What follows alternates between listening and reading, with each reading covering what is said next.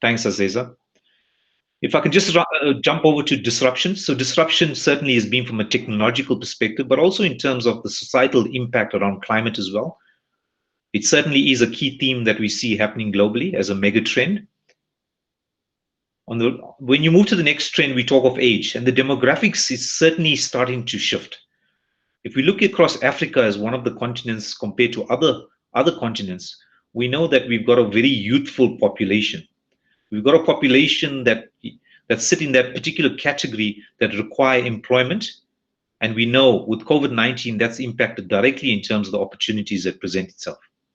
Around the polarization, it's really around what's happening on trade wars. It's really about where the economies sit. And once again, about the whole polarization about the first world versus the third world countries, which in essence supposed to be bridging, coming close to each other. But we're seeing a further stretch between the rich and the more poor entities or countries rather. In terms of trust, I mean, this is, I think, resonates with all of us in the South African context. We're seeing a lot of trust being kind of undermined with number of institutions. We're seeing corruptive activities, and we're seeing the citizens of countries now starting to lose great faith in terms of from a trust perspective as well. So those are the 5 themes, and you'd see I'll bring it alive a little bit later. Cesar, we can jump to the next one. Okay, so part of our economics team within PwC, we've done a lot of work in the South African context, specifically when we got into COVID-19. And some statistics that are very relevant for us to take cognizance of is around the potential shrink of the economy by almost 4.9% in 2020. We're seeing a real decline in GDP, almost between 8.3 to 10.6%. Job losses, we've always had a situation in this country, and I think all of you on the call are aware that unemployment, and I always say we sit with a pandemic at the moment of COVID-19, but we have been sitting with an endemic situation around unemployment in this country. And I'm sure my colleague will touch more in detail around that later on. Just in terms of unemployment rate increasing drastically, and the prediction from an economist, from a PwC perspective, we've done a lot of work in this space. We predict that going up by another 34 to 36% by end of this year. We also see that in terms of recovery, where we've gone from an economic standpoint, we see in order to get back to where we were, it'll take probably another 2 to 5 years just for us to recover before we start the trajectory of upward movement. I said this earlier on, colleagues, that COVID-19 is not the only crisis that organizations have to face with today. There's an ever-changing focus on fourth industrial revolution and what it means for organizations, does it mean for each of us. We're also seeing the geopolitical events happening across the globe and how that impacts on countries, on organizations. We're also seeing a lot of crime, in particular cybercrime, and one needs to take cognizance of that in terms of building a business, being able to support in business. And those are some of the other elements that seem to be confronting us as organizations as well. Maybe the last statement on this slide is at the bottom, you see the situation of upskilling is an economic investment for organizations to survive through this lockdown phase, but more importantly, to bounce back as we get out of lockdown. Thanks, Aziza. All right, so we've spoken of the number of changes. So what we've done as PwC, we've done a lot of research in the background, and we've almost researched probably plus minus 250 technologies that could potentially impact in terms of automation and where the world of work is going. But certainly we've kind of honed that into these particular areas, these particular 8 areas which we're seeing that have the greatest impact in terms of automation, specifically in COVID-19. Now, I'm sure lots of you will have either come across this or have implemented some of these in your organizations. We're certainly seeing some of the industries kind of in the leading pathway, like in the technology or the telecommunications sector, where drones is becoming a need to have artificial intelligence. And certainly you see bits of this in every organization, but these are the 8 technological developments that seem to be impacting us greatly as we find ourselves in COVID-19. Thanks, Aziza. So let's just stick with the theme of technology. There is quite a lot of research, as I said, that's been done in this area. And what we see happening is about almost 50% of activities or jobs rather that can become easily automated. And what does that mean for our workforce? What does it mean for people? So it may seem like a little bit of a gloomy situation, but let's go to the next slide and get into some of the details. Now, in terms of technology, we've always had advancements in technology, and there's a particular pace at which technology kind of creates this rate of change.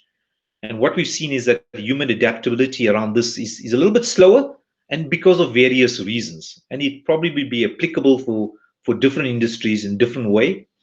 But certainly we see this gap between technological advancements and human adaptability broadening. And if COVID-19 is any proof of anything, it certainly had showed us how great this gap was. And I guess it also, it also got us to think differently, to work differently, and we had to adapt very quickly as well. And COVID-19 has forced us into this space. We as PwC ourselves, we're working virtually, and I'm sure many of you are working virtually. But if it had not been for COVID-19, I don't think our skill sets would have been rapidly improved, or we wouldn't have adapted as quickly as possible if we had not had the crisis. Let's move to the next slide, Aziza. So just a quick glimpse. Having done a lot of research in this area, there's certain industries, there's certain jobs in particular industries that we see that will be greatly affected. And just to give you an indication around this, now there's lots of details that sit under this. If you do have particular interest, we'll gladly send you more information. But the transporting and storage seems to be the industry that's going to be greatest impacted by this whole automation. Manufacturing being second, and you'd see wholesale retail as well. It's quite interesting. You see education at the bottom. And as Raj indicated in my introduction, I do a lot of work in education. But what COVID-19 has done is even move that even further from an education perspective. Because many institutions rather, right from schools to TVET colleges to higher education institutions, had to work very differently in terms of adapting very, very rapidly. So it's really impacted on the education industry sector much greater than what's reflected here. Let's move. So it's not all doom and gloom. I guess there's opportunities, and one goes back to the old analogy about either the glass is half full or half empty. But there are opportunities, and I think what's important in the next couple of slides is the messaging I want to bring across is around what should we be doing as organizations, as industry, as people, in terms of the responsible thing going forward. Now, I won't touch on the left-hand side because it's really about how do we strengthen the economy of the country, how do we make right decisions, some stuff that we don't necessarily, as people on the call here, have direct impact on or direct control over. But what we do have control over is having the right skills, about looking at growing innovative companies, about fostering entrepreneurship, which I'm sure many of you in the call are quite familiar and quite experienced in this area. But the one lever we can pull on is making sure we not necessarily just have the right skills for now, but we have the right skills to become future-proof. So let's jump to the next slide. So we've spoke of technology, and technology is not something new. Technology has always been coming around in different forces of speed, but never before have we seen technology being such a disruptor in the last 5 to 10 years as it's been in the past. But I think the good news is that we've seen disruptions in the past from a technological perspective. But certainly what we've seen from history is that technology will continue to advance and continue to be ramped up. But what it's done is also created more jobs. It's created more jobs in other areas, not necessarily in the same traditional way and form that we've been working. But certainly what it's done, it's given us new ways of thinking, new opportunities. And if our people have these skills they need, they can obviously create a climate for job creation in itself. So colleagues, I think the responsibility lies on us to, and I'll take you through some step process a little while, but to always bring the positive message to your organization. Yes, technology is there, but what can we do within our realm of control in terms of being able to take the process forward, and the key message being not to be able to stop technology from developing, but be able to not protect jobs, but rather protect people who occupy those jobs. Okay, let's go to the next one. So on the left-hand side, I think the key message on this slide that I want to bring alive is that we create economic conditions that we can equip our people with the right skills. Sorry, we cannot create economic conditions. We don't have control over that. And that's almost the external locus of control. But what we do have control is to equip our people with the right skills to create good jobs, which will lead to economic growth. It's almost turning it around to say, the normal trajectory will be create economic climate so that they'll create more jobs. But also we need to create the right skills to create the right opportunities for businesses to thrive as well. And I think that's the key message in terms from a developmental sector where we find ourselves. It's about equipping people with the right skills to be able to be not just future-proof, but thrive and be successful in what the future holds, specifically in the industries that we talk of. All right, so what are those skills? I kept using the word those skills. Once again, having done a lot of research in this area, we've come up with these particular 8 areas that we think are skills that are going to be required, irrespective of which industry, what organization you find yourself. And these are the 8 key components. The first one is around the critical skills. It's really about, and we also working closely with TVET colleges, with universities, to start informing them in terms of what the thinking should be, how curriculum needs to be reignited in terms of bringing these skills alive. Because what you want to do is not just give somebody a formal qualifications. If these are the relevant skills that industry requires, that industries need to embark on to take their organizations forward, then these are the ones that need to be focused on. The first one is around critical skills.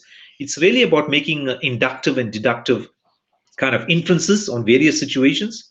I work with a number of youngsters that come out of universities, enter PwC. We've got this fantastic program which is called the Foundation for the Future. And one of the things we've picked up is that they're quite strong in their respective disciplines. But what the university or what their formal teaching has not taught them well is to be critical about what the status quo is. Are there different ways of looking at a problem? And it's really around problem solving. The second one is around creative thinking. And I can assure you now, areas that require creative thinking in any job that you do is not going to be automatically replaced by a robot or artificial intelligence, because creative thinking is a human capability that one needs to embrace, harness, and take forward as well. It's about looking once again of different ways of solving problems in a very creative and out-of-the-box fashion as well. Now, there's lots of details that sit under each of these skills, which I will comfortably share with you. But in the essence of time, I just want to touch on each very quickly. Learning to learn. It may sound simple, but I think we've all learned of doing things in a certain way. But the ability, learning to learn is almost not just learning new things, but unlearning some of the stuff that we've done in the past. And it's a key skill that's required in working in organizations going forward. Adaptability. And we were doing a lot of work with leadership around many organizations. And what we found, leaders were not trained for COVID-19. Leaders were not trained to become adaptable and kind of almost be able to take decisions on the turn.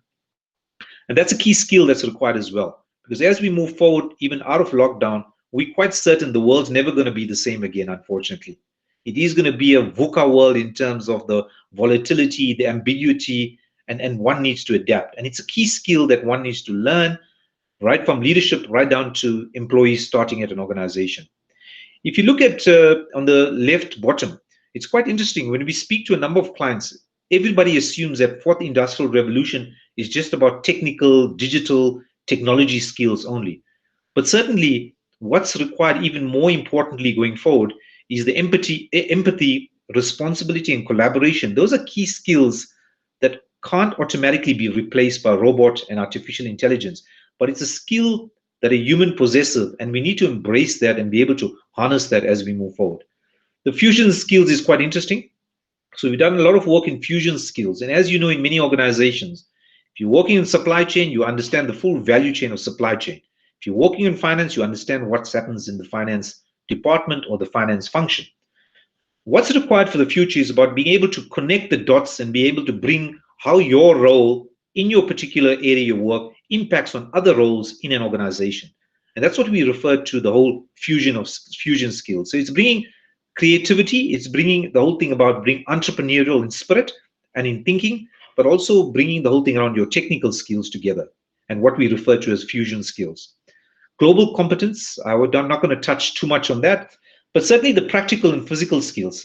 It's about finding new ways of doing things that have been done over a long time. And a lot of people that work in process efficiencies are looking at new ways, practical ways that are kind of that are viable, but also looking at things that are practical given, and COVID-19 not a bit, not it's just such a good example for us working virtually in terms of how we're conducting this particular session. Normal circumstances, we would have had a large workshop with a number of people in a room, but it's taught us to become practical and be able to achieve the same outcome using different means. Thanks, Aziza. All right, colleagues, so we've been working on this whole concept called new world, new skills. As PwC, we feel it's a responsibility. Raj spoke of our purpose, our values, and certainly we think we have a responsibility in this space to help our existing clients, potential clients, and help society at large. So the whole process, and there's a lot of information that once again that sits under this, but the sequential process, and I use the word sequential in inverted commas here because it certainly isn't a linear process. It's really an iterative process. And what I mean by that is really about looking at your own industries, looking at your own organizations, and looking at what are the skills I currently have, vis-a-vis what skills are required for the future to take your organization forward. And one needs to start by bridging that gap and saying, these are the gaps, these are the areas I need to focus on, these are the kind of skills I need to empower our people. I must say PwC, as we've embarked on our own journey around upskilling, and we've realized that data analytics is a key skill irrespective of which part of the business you work. So we've taken our entire staff complement of PwC under a couple of key learnings in terms of understanding data, decision-making, data-driven kind of approach. So certainly, I'll give you an example. It's Alteryx, it's Power BI. Those are the kind of things that we're empowering our staff with to be able to take the business forward. And that's just two examples. Certainly, in terms of the next step is about building a future-proof skill strategy. And it's not a training strategy. It's really a skill strategy that may have skills that are required for managing people differently in the new world we find ourselves. It's skills that are going to be able to support leadership in driving the business imperatives. So it's really about creating a skill strategy that's based on the first step about understanding where your organization is going, where the industry is going, which are the typical jobs that are going to be automated in your respective organizations. Now, we cannot talk of skills rather without talking of the cultural foundation. Because as you know, in the South African context, and I do a lot of work with government, state-owned entities, and just to use that as an example as well, people have not been kind of equipped with the necessary skills to adopt this new way of working. And let's take, on this Google platform here, people are using Microsoft Teams and so forth. People have not adopted that new approach. They haven't bought into it. And we need to do a lot of work in terms of building in why it's so critical that for you to come on board with this new journey around the skills change or new skills you need to adopt. So it's a lot of cultural change management that we need to do with organizations. And I guess similarly in your own organizations as well. The next step is about developing and implementing an upskilling program. I just use an example. We certainly doing it from a PwC perspective, but certainly you need to create your own journey. You need to create your own narrative for your people, because what's important is that during COVID-19, and I guess it's going to go on for a little while, people are a bit anxious about losing their jobs. So you need to build a narrative in terms of what needs to be done, and also what are the key skills and journey that one needs to embark on. Now, organizations can take responsibility for this, but also the message is that individuals in their own right need to take responsibility. You'd see a number of training programs that are out there that are actually freely available. Udemy, Coursera, a lot of key skills where you do a practical program which is going to equip you. So I guess my message here is to encourage all your people in your organization not to rely on the organization itself, but also to take initiative of upskilling themselves. But which are the areas they upskill themselves? That's where you guide them through the process in terms of looking where your organization is going. Organizations spend a lot of money and time in terms of upskilling people. What we believe is that there must be a kind of a process to monitor not just the return on investment, but also the return on experience that you give your people, as well as you give your clientele as well, or you give your recipients of your services as well. Let's move forward, Azeza. So I mentioned that as PwC, we've embarked on this global kind of initiative called New World, New Skills. we are actually almost creating a revolution, and we'd like to partner with you to make this revolution stronger. The revolution is really about how do we work with societies, how do we work with organizations to support them in terms of understanding what these new skills that are required to be successful in the future, but also to be future-proof, as I've mentioned earlier on. So there's something called the DFA, Digital Fitness App. And because we find ourselves in COVID-19, it was actually an app which we use very successfully in PwC. And really, it's quite a good starting point. We've made this freely available for all organizations. And colleagues, Raj will probably send you more details with the team, but I certainly want to encourage you to take advantage of this. It is until 30th of June. And what you need to do is to actually take this particular app. It's free of charge. It kicks out a kind of a diagnostic, a report. It tells you where your strengths are, what are the kind of learning or chunks of learning that one can do. And when I speak of learning, please don't see learning sitting in a classroom. It's really about whether you get a little bit of coaching support, whether you watch a video clip to upskill you in particular areas, specifically around your digital fitness. All right, so I guess my concluding statement is, and I think I mentioned it before, is that a lot of organizations find themselves in a bit of a situation, a bit of flux. And how do I control the automation of certain jobs? It's really not about controlling the automation, because that's one thing you don't have control over. As I said earlier on in one of my slides, that 50% of the jobs in the next year or two will be automated. 50% of activities in your businesses would potentially be automated. The responsibility we have is that to embrace technology, number one, but number two, to almost protect your people and help them to acquire the right skills to be future-proof and to be able to navigate this whole digital era we go through. More specifically, where we find ourselves in the COVID-19 situation. And COVID-19 is here, it's ripe, but there's going to be a post-COVID-19 where certain jobs would have been overtaken by automation. So it's your responsibility to identify these particular jobs that are going to be affected. What is the game plan? What do we need to do in terms of preparing our people and nurturing and getting them to be adaptable for what the future holds? I think that's my last slide, and I'm sure we've got a panel session, and if you've got questions or comments, maybe just make a note of it, and certainly willing to pick that up later. Thank you, Raj. Thank you, Dayalan. I think the one piece that came through from Kasturi is change is the only constant, Kasturi. I think that sums up what Dayalan was trying to share with everyone, is that if you want to be relevant, you've got to be prepared. And I think the one thing that resonated is learning to learn. And many of us think that when we've got a qualification, that's the end of it. I think what we're hearing today is that it's only the beginning of a journey. And you look at most professions and most job environments, it's those who refuse to learn or continue learning and enhancing their skills that become like the puddles of water as opposed to flowing water. And we know what happens to puddles of water. They evaporate or they start decaying if the sun doesn't get to them in time. But the flowing waters are always life-giving and continue to generate something that is positive. Dayalan, thank you for that. I think we go into a couple more poll questions, and I think this then sets the scene for what we are likely to hear from our keynote speaker today. But let me then hand over to Cesar so that you can just give us some more thoughts on some of the questions that we have. So Cesar, over to you. Sure. So if we can do this again, so if we can also just go back again to your the previous tab, rather, and type in www.menti.com again, and the new code is 404,377. And at this point, we just want to, if you can maybe bear in mind what has just been said around the skills that are likely to be relevant going forward.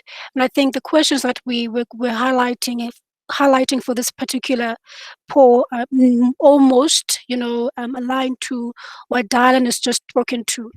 And it would be great to hear from you what you're thinking around the two questions. And I'm just going to flip over and track the responses.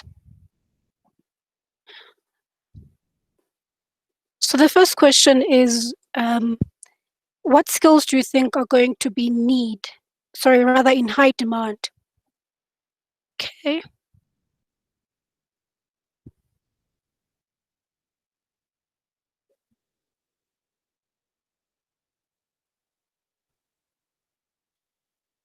Okay. We're seeing more digital skills at this point.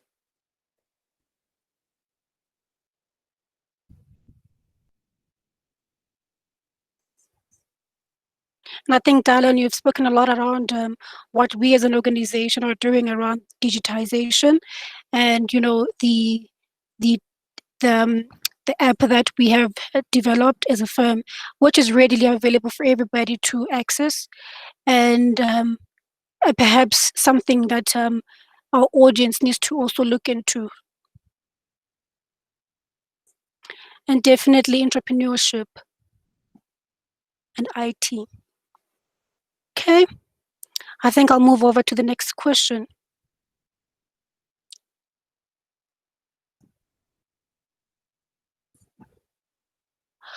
So the next question asks, which jobs or professions do you think are irrelevant in this COVID-19 era?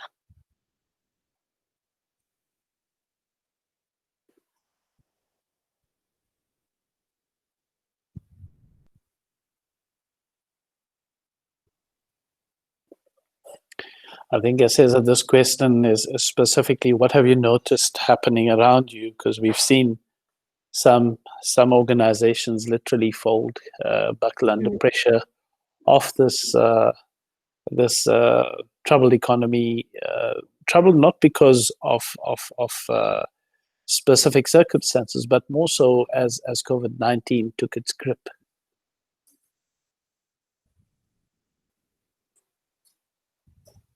There's no right answer, guys, because I'm not seeing any There's no, answers. yeah.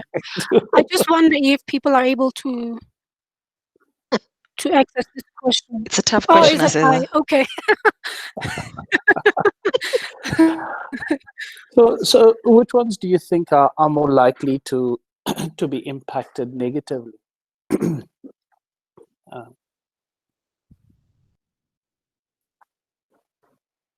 Quite interesting with regards to the informal jobs, because, and I speak under correction, what we're saying is that the informal sector is likely to become more relevant. And I think there are a lot of papers around igniting your informal sector, but we'll wait to hear more around these few answers. It says interestingly, the first one that did come through was informal jobs. I suppose Yes. when you look at lockdown 5, where people were unable to work, the informal sector was unable to necessarily fund the livelihoods of the people that relied on them. So depending on what you did in that informal sector, you sometimes had a shutting down of the taps, and the taps were shut from a revenue perspective and the ability to therefore keep things going. I was waiting for that one, tourism. I thought it would be one that is likely to be impacted. What about the travel industry? Is that likely to be normal again? The many packed buses and your packed low cost airlines, are they likely to be still in place? Just some thoughts, guys, not to influence everything. What about accounting, Raj?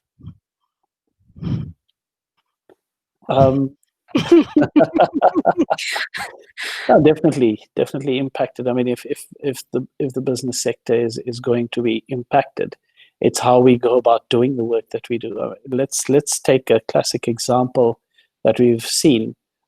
We've seen the inability, for example, to go in and audit some public sector entities because they're not, as digitally enabled as some businesses are in the private sector. So if you have to go and have a look at what's happening at the moment in the public sector audit space, it's a case of catch up. I think it's a fact that deadlines have had to be renegotiated. Your PFMA and MFMA deadlines have been pushed out by quite a few months. So I think certainly, if anything, it's been impacted at the audit space. So Cesar, thank you everyone for those of you who've been able to contribute. It was not a question to stump you, but just to get a sense of what you're thinking of.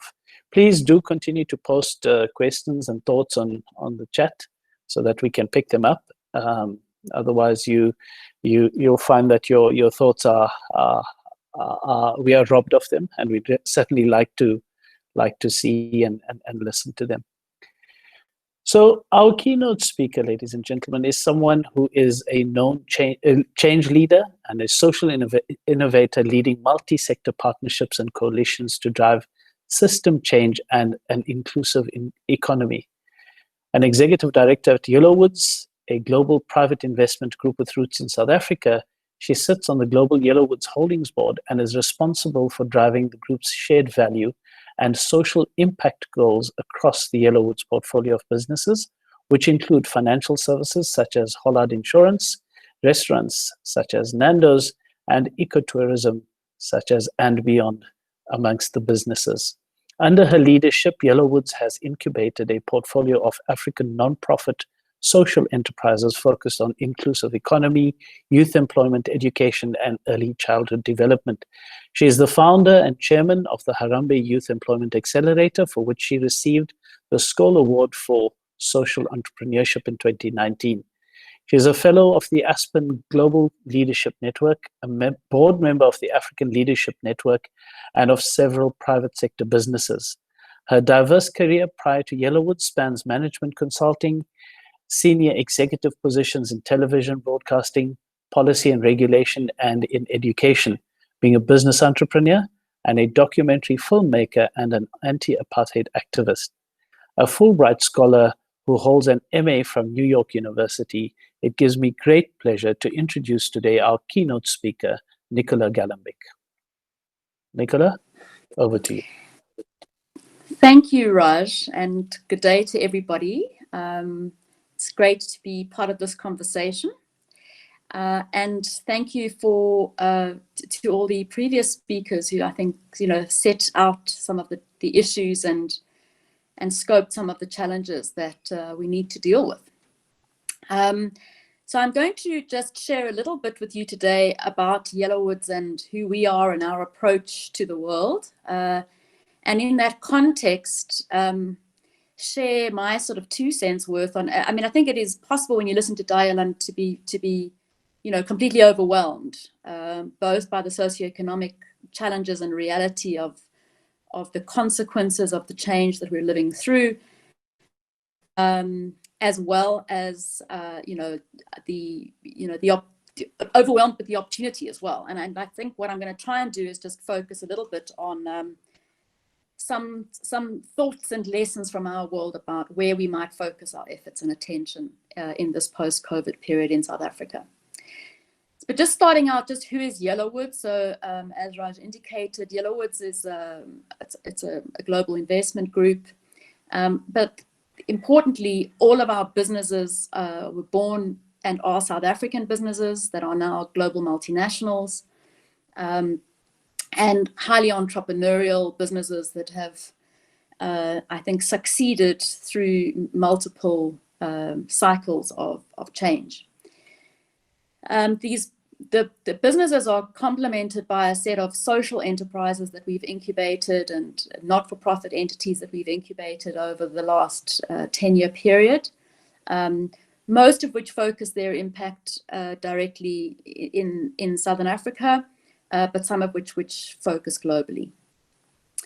So if we can go to the next slide. What drives Yellowwoods is our business purpose, which is to grow businesses and people, acting in ways that make us proud, so as to be a catalyst for significant and enduring positive change. And so I think it's quite important to understand that our very philosophy of business is to put significant and enduring positive change at the very heart of everything that we do. And we have a particular approach to the role of business in society, which we try and execute through our strategy. In terms of the change we have chosen to focus on in the world, has been to really double down on the question of an inclusive and sustainable economy. And as a family-owned business, I'm a director of the holding company. I'm not a family member, but it is a family-owned business, private entity, and it takes a long view on value and an intergenerational view on value. And in that context, if we're taking a long view on value, it is impossible to imagine businesses sustaining value and the economy, in fact, sustaining if we don't have effective solutions for inclusive and sustainable growth of individual businesses as well as the economy as a whole. And so we have chosen to be this catalyst for change in three ways, really. I mean, the first is to build positive shared value businesses and to really operate our businesses in which we are a shareholder and exercise our shareholder role in a way that drives shared value through our businesses. The second has been to use our leadership capital and our networks and the resources and platforms that we have to catalyze large-scale ecosystem change, often through social enterprises that function as intermediaries or catalysts for change in a market or in a social system. And sometimes just through leadership work across sectors. And we do a lot of our work both in business leadership as well as in social innovation through partnerships between business, government, and the social sector. So that's Yellowwood. If we can go to the next slide. I mean, I'm not going to go into too much more detail on how we operate, but I just thought this context is useful because it will hopefully give you some sense of what experience we have that I'm bringing, in a sense, to my reflections on the skills and livelihoods questions today. So this is how we manage our business portfolio as a shareholder.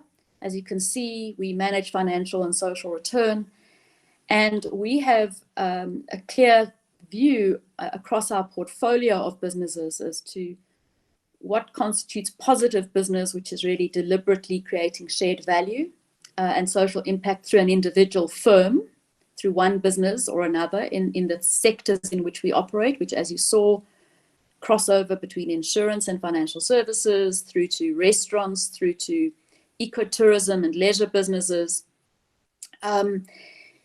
And in each of those sectors and areas, we think about how to deliver shared value through business, through individual businesses. And then we have this idea of transformative business, where business, in a sense, acts as a catalyst for change at the level of a society, at the level of a sector, at the level of a geography in which it operates. If we can go to the next slide.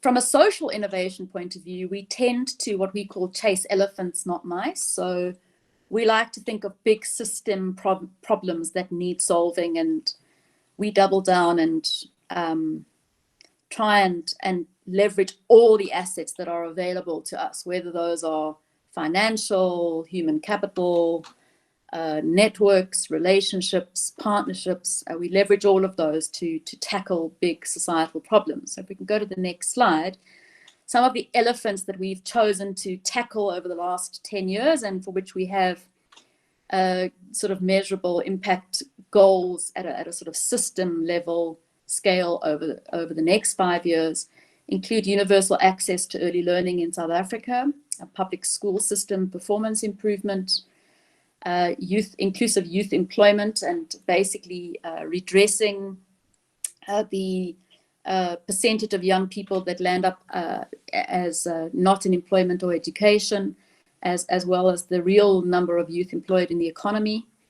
A big focus on inclusive African markets, mainly through inclusive supply chain intervention and inclusive markets. For example, we repatriate a lot of the procurement in our global system to Southern Africa and build inclusive supply chains to service those global markets. And then in climate and biodiversity, global insetting programs, offsetting programs, and sort of catalytic initiatives to, we have a big ecotourism business and have a big footprint in conservation and people-led conservation. And then finally have a focus on the arts and culture industries. So we've got a herd of elephants that we focus on at the moment. Anyway, these are our focus elephants that we're doubling down on. But within that, if we can go to the next slide, I wanted to then just turn to today's topic and said, so when we do this work, when we manage these businesses, when we steward these social initiatives and work as business leaders in the society, how are we approaching the question of skills and livelihoods? And I summed it up by saying it depends. The answers are very different by business, by industry, by geography, and by time and moment, and in fact by political economic context. But I think that when I sort of thought about what do I think is most important to focus on now in South Africa in this post-COVID period, I came up with these 6 thoughts. The first is, it's been a really important process as Yellowwoods, and I think for all business in South Africa, to understand what it means to continue to be a positive business through a crisis. Because values really get tested in a crisis. And, there will be businesses that have responded, in a way that has favored and really demonstrated shared value principles through this crisis. And there will be others who have sacrificed their stakeholders in the interests of not just business survival, but in business optimization. And every day business leaders in South Africa now are needing to make choices, making trade-offs and choices. Obviously business survival is first and foremost on everyone's minds. And certainly, as you can imagine, in the restaurant industry and ecotourism industry, and in short-term insurance industry, these are all sectors and businesses that have existential threats potentially that our businesses face. But it's been a really, really important principle to say, as you face those existential threats, are you applying a lens of caring about people as you face those existential threats, and not just caring about profits as you face those existential threats? Thinking about suppliers and how you share value even through a crisis.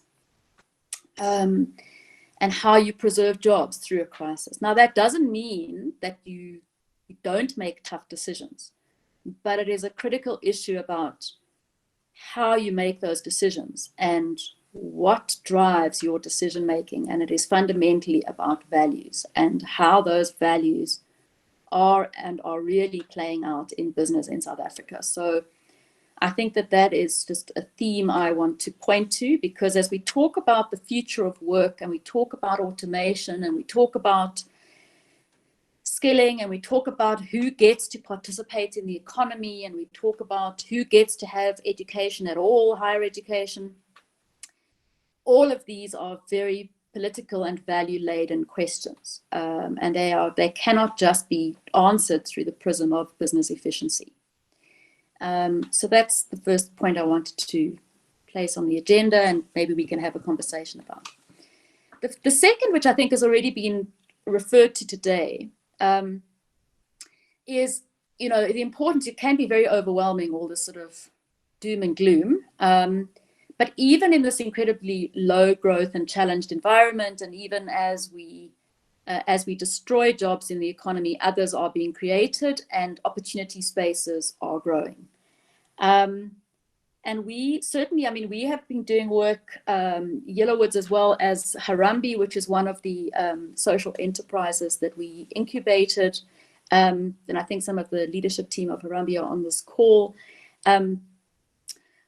we have been collectively supporting the presidency over about a year now to develop the plans for the presidential youth employment intervention. And one of the key issues there was constantly to understand, even as the economy may be destroying certain kinds of jobs, and even as the growth is low, where are the opportunity spaces for young people to become productively engaged in the economy? What will the nature of that work be?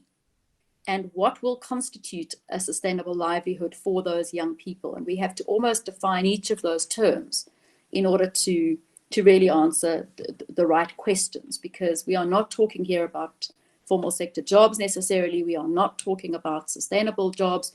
We are not talking about high earning jobs, but that does not mean that there are not significant spaces for sustainable livelihoods. And certainly, as you pointed out, the tourism space, which was identified as a big opportunity zone pre-COVID, suddenly is no longer a big opportunity zone post-COVID. That doesn't mean it won't return, but certainly for the next year or two, that is likely to be the case. Now, in that context, where are the opportunity zones? We see them at the moment in a few areas. I think some of those were mentioned previously. Certainly from a South African labor-absorbing opportunity space point of view, we see them in, firstly in the digital and tech space, which I'll come back to. I think the quantum of jobs we're talking about there is actually quite small, but the value of those jobs is very big and very important. But the quantum is quite small in the relative scheme of things. But there is obviously an opportunity to grow that quantum if we're able to proliferate other forms of digital economy and also compete in the global market of digital skills. But that is a big focus area. A second focus area is the growth of the care economy, which is in fact, even pre-COVID, an important opportunity zone. It's an unintended positive consequence of the failure of government systems is that markets develop around the care economy, whether that's auxiliary education, auxiliary health, care, and areas that have been prioritized in the country like early childhood development. These are actually highly productive, particularly for young women, and particularly for young mothers, of which we have an abundance in South Africa. These are very fruitful areas of opportunity and actually withstand some of the digital disruption that other kinds of areas don't. Agriculture and food is another important and interesting area. Again, the disruptions in the global market can work for and against us on this. On the one hand, we happen to be having a booming agricultural sector at the moment, but we've also just come through one of the most extreme indications of how precarious our food security is in South Africa.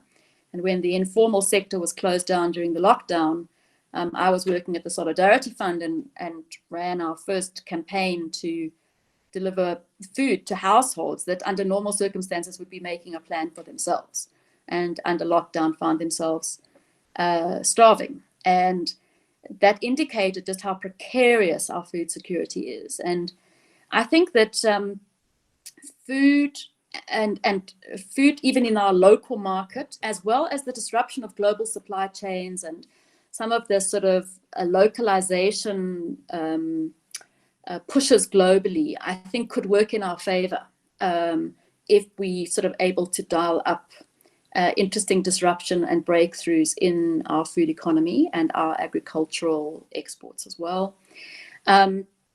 There certainly is, as we sort of stare down the essential requirement to transition to renewable energy just to keep the lights on. I think that there will be an accelerated transition to a green economy, and there will be new jobs created in that green economy. There will also be many jobs destroyed. The coal jobs will end, or they have to end. So there is a generational shift that might be necessary, and it might occur. where older people in households or even middle-aged people in households will lose jobs where they've been the primary breadwinners. And we will hopefully have transitions where there will be new jobs created, new livelihood opportunities created that are more suited to the young generation that is coming through, even with its poor education. And I will come back to that point shortly. So what are some of the things we need to double down on if we're going to sort of optimize some of these opportunity spaces? So the first is that, yes, SMEs have been challenged in the immediate COVID period, but if you look at the digital economy, I mean, you know, creates very few very large businesses. The digital economy is serviced by many, many very small businesses. And it proliferates, you know, so for every Microsoft, you have the 6,000 Microsoft partners, and each of them is an SME.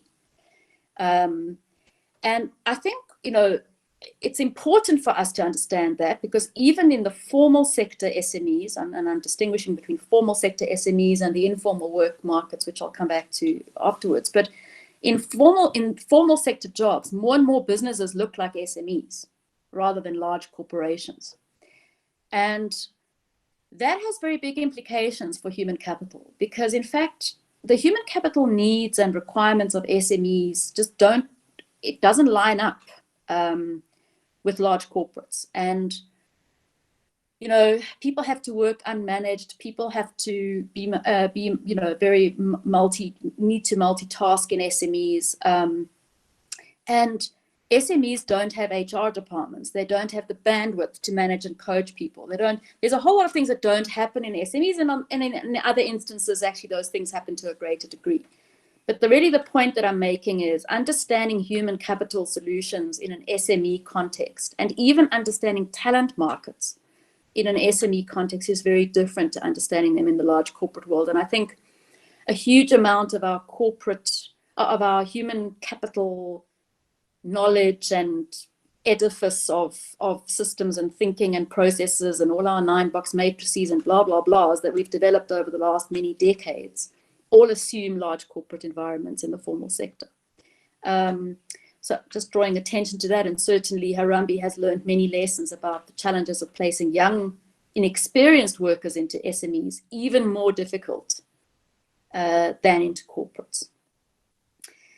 Then the next one is really doubling down on enabling informal work and informal sector markets. We know that there will be a net destruction of formal sector jobs, and that even if new work opportunities or enterprise opportunities emerge, they are unlikely to replace the formal sector jobs at the level of security and security of income and sustainable income, and even the levels of income that the formal sector has traditionally delivered.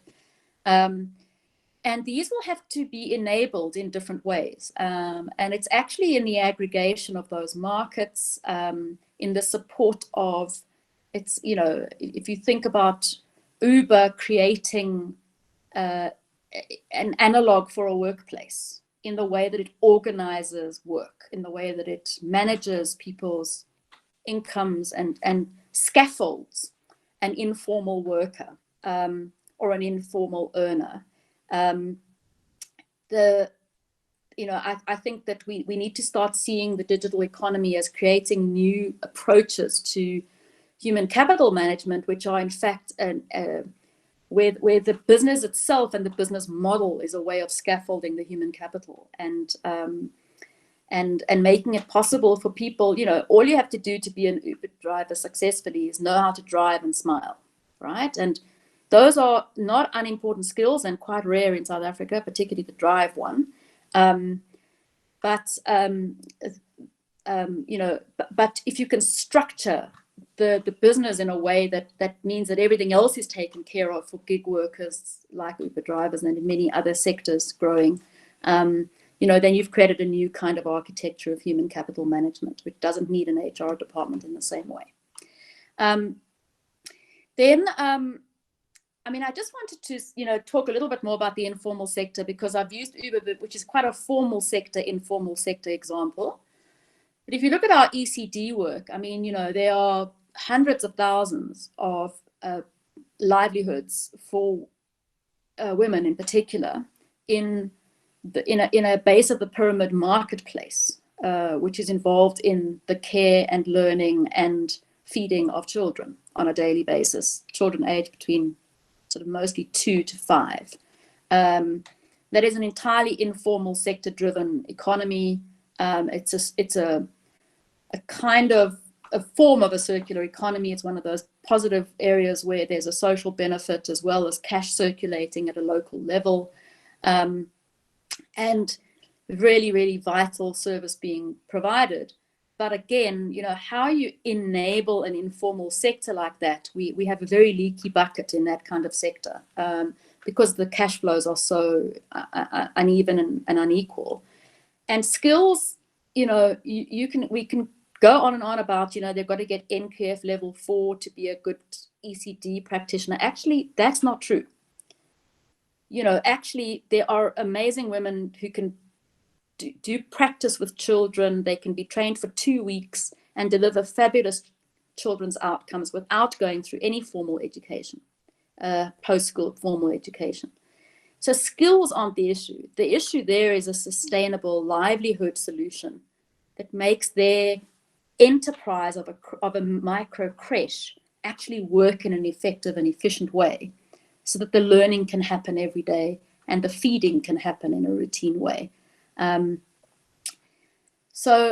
Just those are just different examples of enabling informal work and markets, and skills. It does lead me to my next point, which is that we often inflate the skills that are needed, right? So in the digital economy, of course we need more engineers and more programmers, but we don't need that many.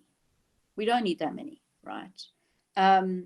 Depending on how and where we want to compete in what part of which value chains, right? But, you can create a massively successful, ecotourism sector. You can create a massively successful care economy. You can create a massively successful manufacturing economy without all of those skills. What you do need is a skills system which is highly demand-led and highly responsive to a very dynamically changing market environment. And our skills system and all of our skills incentives in South Africa are geared around a qualifications framework and a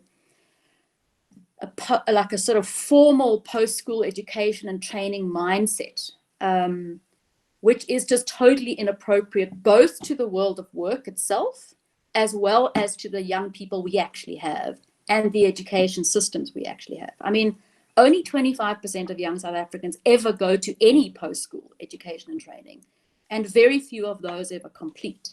So we can go on and on about, the quality of people coming out of our tertiary institutions, and of course that matters in a business like PwC. But it's a different set of issues when you talk about Nando's, and it's a different set of issues when you talk about and beyond, and it's a different set of issues even in the call centers of our insurance businesses. And there, what we need is agile skilling that is demand-led, and we have to restructure our incentives. And by those, I mean the CETAs, all the public financing for skills, of which there are I think it's 200 billion Rand a year. 200 billion Rand a year spent on the post-school education and training system. And all those incentives are driving, I don't think, very useful behaviors in the system at all.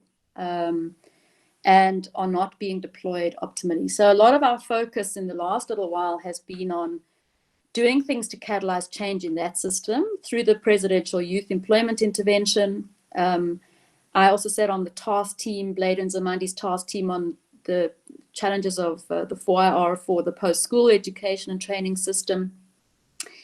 And we also experimented in the last 2 years with a social impact bond, which was a very successful project, 2-year project, to demonstrate using a social impact bond that you could get young people without a good matric and without necessarily strong performance in maths in matric, you could nonetheless get them into digital and tech programs, digital training programs, as well as from those programs into jobs, and that they could perform at a reasonable level. And we also were able to experiment with that. I mean, in a well-known sector, which is the global business outsourcing sector, where, you know, very importantly, we're able to grow and compete in those skills globally, and we don't need tertiary graduates to do any of those jobs.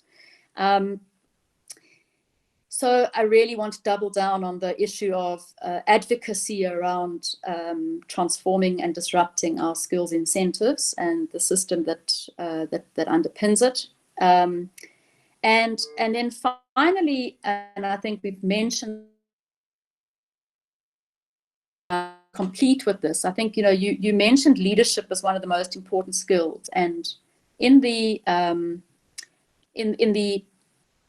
when we think about leadership and what we mean by leadership, it's not just that organizations are going to need leaders that can deal with constant change, but the currency of social intelligence in, you know, amongst our leaders to really understand the broader world that we live in, and to understand, for example, this topic of skills and livelihoods from the perspective of of many different people in our society and in our world, for whom the issue of skills and livelihoods may look completely different to those, you know, in the worlds in which we inhabit on a daily basis. So that I just want to talk to the currency of social intelligence as a sort of fifth dimension on the balanced scorecard, which I think needs to be dialed up. And that's where I will end. Thank you. I hope that's some sparks for thought. Nicola, thank you very much. I think there've been quite a few notes everyone's making, and I want to introduce them from that score, the question and answer session, where really our panel to answer include yourself, Dayalan, and Asanda Miataza. For those of you who don't know Asanda, she's the leader of our government and public sector industry focus from an Africa-wide perspective. So I'm going to start with Asanda. Asanda, you made a point that said, great point on the differences between human capital challenges for SMEs versus large corporates. And you say it's very relevant, especially in terms of the average ages in both.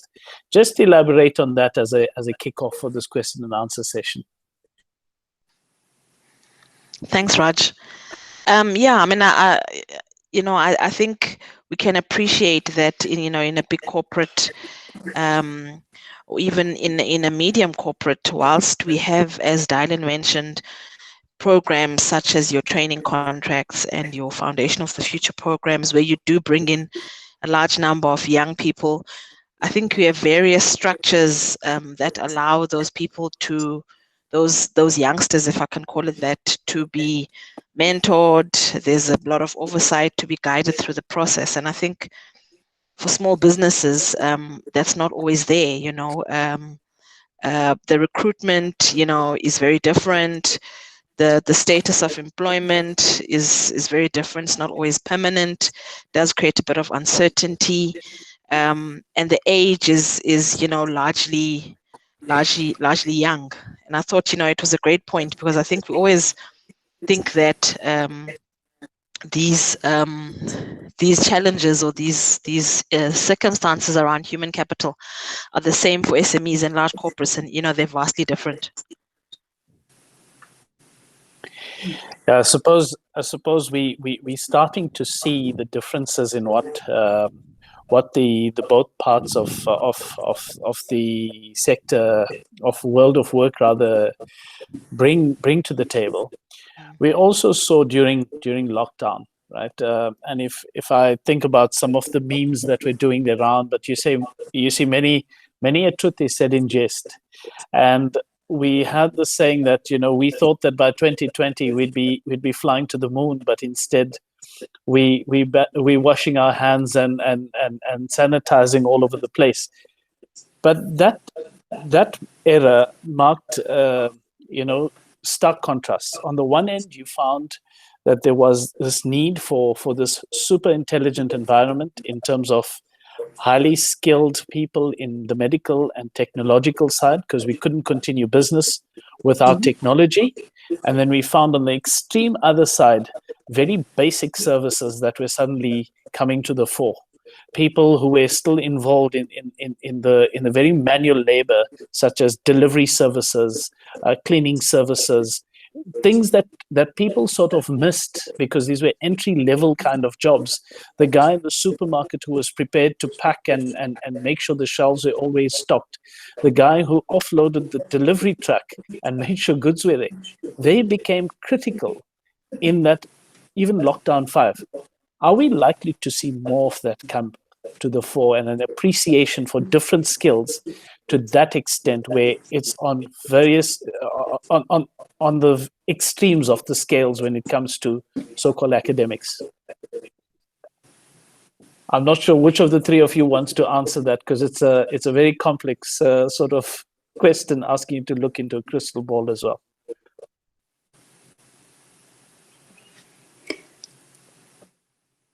Nicola, as the keynote speaker, go for it.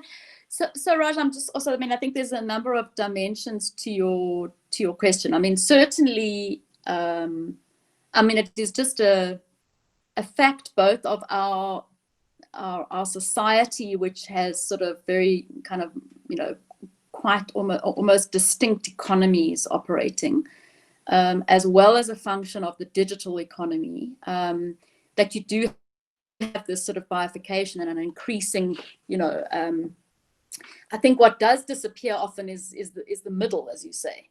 You know, you sort of have an increase in, you know, sort of high-end digitally enabled and increasingly reified sort of tech and digital jobs, and then you have a sort of a race almost to the bottom of service jobs, and a proliferation of those. I think that, though, you know, some of the change that we can't see is how all this changing of markets creates new markets, and, you know, how disruptions have unintended consequences. So, you know, everybody talks about the fact that, you know, because of COVID, nobody will ever want to work in an office again. Everybody's found the joy of, you know, working digitally. But I think that other things are also true, right? That in a sense, what the crisis has done is it's also, in some senses, sometimes destroyed and sometimes increased social capital. And what it's done is it's made people more aware of things around them than they might have been before.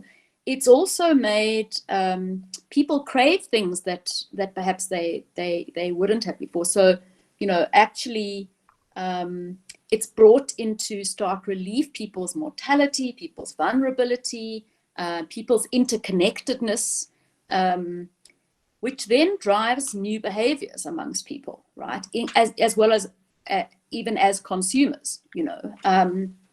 You know, suddenly I don't mind paying a bit more at my local restaurant because I want my local restaurant to continue. And there's all kinds of interesting social consequences of how people respond to a crisis like this, and what it might mean for where there may be new opportunities in the economy. You know, people might decide that they want, you know, more human interface. You know, where they may have been deciding they don't want to put an insurance broker, they just want to do it online. They may say, no, hell, actually, I need another human to talk to because, you know, I'm feeling vulnerable, I'm feeling anxious, I don't want to be talking to a bot, right? So it's a really interesting question as to how all of this plays out. And the most important thing that we know is that we don't know. And that, you know, being able to respond to opportunity, being able to be agile to respond to opportunity is going to be the key. Dayalan, any thoughts of that? Because I think what you're alluding to, Nicola, is that the skilling and the education environment is going to have to be very close to watching what is being demanded for relevance, and then it talks to that demand-driven skilling that you mentioned. Dayalan, some thoughts on that in terms of demand-driven skilling and education, in terms of the preparedness of this education sector of ours to respond to it? Yeah, thank you very much, Raj. Nicola, I think 100%. I think the one thing that COVID-19 has taught us, that we've taken certain key skills or attributes for granted, and I guess social cohesion is one of them. It's certainly, we almost thought that, we did it was a nice to have, and then when we got into lockdown and we started to work virtually, we realized that it's a human need to have the social cohesion and be able to interact and get the necessary support, whether in tangible or intangible forms, to get us through a day. So I think absolutely agree. Raj, in terms of the education sector, I think also fully agree with Nicola around, something needs to give. There needs to be a almost advocacy in terms of our current education system, because Nicola is quite right that it's the way our education system is geared up. It really almost gives leniency or preference for the normal traditional way of people coming through formal education. And we know, given not just COVID-19, but where we find ourselves in our country around unemployment, it's those informal skills and attributes that are going to carry us through in terms of job creation, but for individuals to be successful. Because absolutely spot on that majority of our people in our country, and as I said, Africa has a large youthful population as compared to other continents, are going to be seeking jobs, but the traditional way of going through universities is not going to be, the choice. The interesting one is we've been also engaging with the minister around the whole TVET. Now, we've worked on B4 SA as a firm in terms of supporting government, but the one element is around the TVETs. It's been an area which we thought would be a panacea to sort out a number of problems in the country from a skills perspective, but obviously quite clearly has not delivered. And I think, linked to that is they could play such a critical role in the country in terms of practical trade kind of training, skills that are required in terms of short programs that are very practical and make people employable rather than just having a formal qualification. So I think there's a lot of work to be done, Raj, and it's almost a systemic issue we have with lots of dimensions to it. But I guess it's an area that needs to be tackled from multiple angles. Okay, great. I'm looking at time, and I was wondering when Asanda jumped off whether it was a sign that I was going to ask a question that she wasn't going to be comfortable with. But Asanda, what, Raj, the benefits of or the disadvantages of working at home is network connectivity. You said benefits first. So I'm going to say that in the interest of time, I will invite everyone to please send through some of the queries you have. I think it'll be interesting for us to share the thoughts and continue this kind of conversation and dialogue in terms of where we're going as far as skills are concerned in this COVID-19 economy. It's not going to disappear. That's the concerning thing. What came through in all the responses was there needs to be leadership, creativity, and ultimately entrepreneurship. And the question is, are we poised appropriately to train entrepreneurs? And do entrepreneurs only come out from a business environment, or are they across the board? So if we look at the skills conundrum going forward, are we likely to see universities pivoting every single course to say, how do we unearth the entrepreneurs amongst them? I think only time will tell. I want to say thank you, Asanda, Nicola, and Dayalan, for this time that you've spent with us sharing thoughts. I really appreciate the kind of effort that went into preparing for all of this. When we put the thing together, we reached out to Nicola and I said, I'm taking a chance. Tell me when your diary is available, because we know you've got all these things you handle. And she readily said, I will do it. Just tell me when you want me there. So Nicola, thank you very much to you. Dayalan, thank you for coming in, as always, ready to share the thoughts from a PwC perspective, and Asanda for being our biggest support. So thank you very much.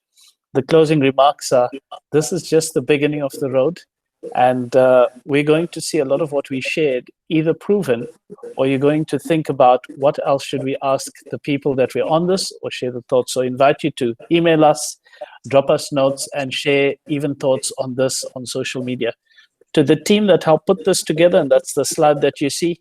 Thank you very much for always acceding to my requests. Sometimes they're very strange, but then you guys pull it off, and then you prove that you're as strange as I am. And to all of you who have attended, without you, this wouldn't have been a session at all. Thank you very much, and thanks for the excellent inputs from all of you. Take care until the next session. Thank you. Thanks, Raj. Thanks, team. Cheers. Thanks, Bye. Raj. Bye.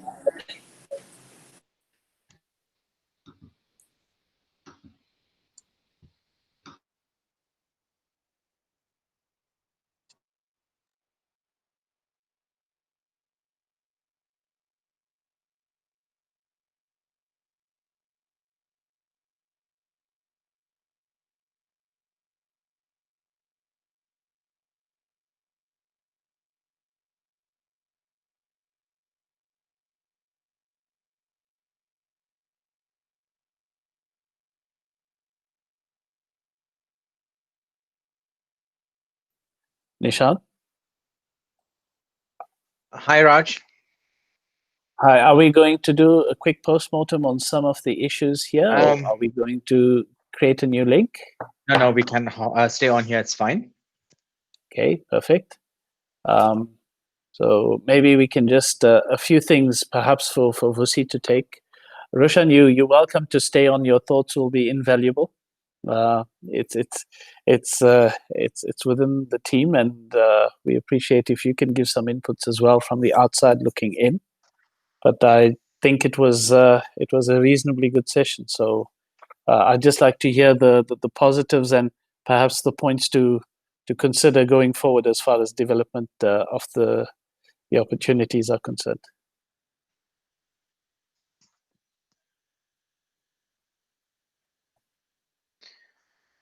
Raj, I thought it was a very good session.